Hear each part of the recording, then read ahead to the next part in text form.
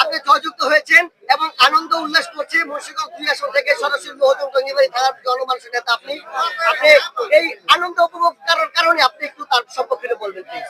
অভাবনীয় সাড়া পেয়েছি আমি এত এলাকা থেকে। আমি 47 বছর এই এলাকায় অবস্থান করেছি। তৃণমূল থেকে শুরু করে আমি জাতীয় রাজনীতিতে সম্পৃক্ত আছি।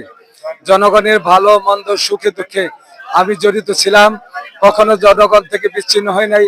জাতীয় রাজনীতি করার পরেও আমি আমার সেই জাতীয় রাজনীতির মধ্যে থেকে জনগণ থেকে আমার গ্রাম থেকে তৃণমূল পর্যায়ে আমি আমার নিজের অবস্থান রেখেছিলাম এবং জনগণের আমি এই নির্বাচনে অংশগ্রহণ করার পরে আমি আমার প্রচার প্রপাগান্ডা করতে গিয়ে যেখানে গেছি সেখানে জনগণের একটা উচ্ছ্বাস আবেগ ভালোবাসা আমি পেয়েছি এবং সেখানে জনগণের একটা চাওয়া পাওয়া ছিল এলাকায় কোনো উন্নয়ন হয়নি গত এই 17টি বছরে।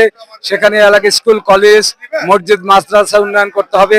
এলাকাটা আধুনিক বিশ্ববিদ্যালয় আন্তর্জাতিক মানের বিশ্ববিদ্যালয় করে দাবি রেখেছেন এলাকাবাসী। এখানে আন্তর্জাতিক মানে একটি মেডিকেল কলেজের দাবি রেখেছেন এলাকাবাসী এবং এই বিক্রমপুরকে রক্ষা করার জন্য আমাদের সেই এখানে একটা স্থায়ী বেড়িবাঁধ নির্মাণের জন্য আহ্বান চেয়েছেন জনগণ আমাদেরকে আশ্বাস চেয়েছেন।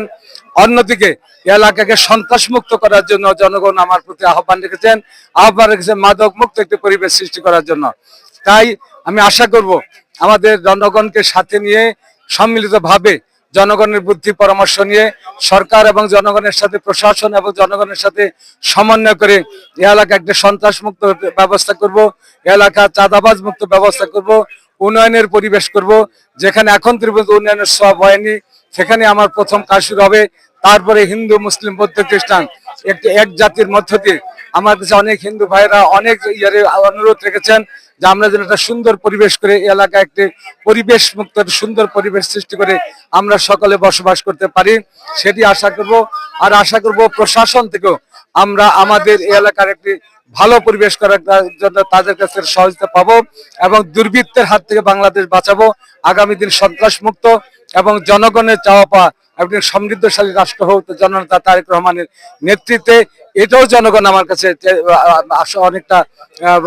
অনেক বিষয় আমার কাছে বলছেন এবং জনগণের আশা যে দীর্ঘদিন পরেও এই বিএনপি ক্ষমতায় আসলো, এই বিএনপি দিয়ে অনেক কিছু জনগণের অনেক কিছু গণতন্ত্র সুরক্ষা পাবে, গণতন্ত্রের স্থায়ী একটা গণতন্ত্র প্রতিষ্ঠিত হবে, এদেশে কথা বলার অধিকার থাকবে, সংবাদপত্রের স্বাধীনতা থাকবে।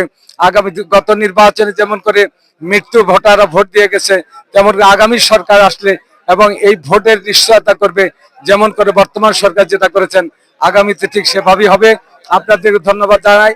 আর ধন্যবাদ জানাই আপনাদের মধ্য দিয়ে যে সমস্ত নেতা কর্মীরা অনেক ত্যাগ স্বীকার করে আমাকে ভোট দিয়েছেন, অনেক আশা করে আমাকে ভোট দিয়েছেন। আমি ইনশাআল্লাহ আশা করব তাদের সেই জনগণের আশা আকাঙ্ক্ষা পূরণ করতে। আপনাদের সবাইকে ধন্যবাদ। আসসালামু আলাইকুম।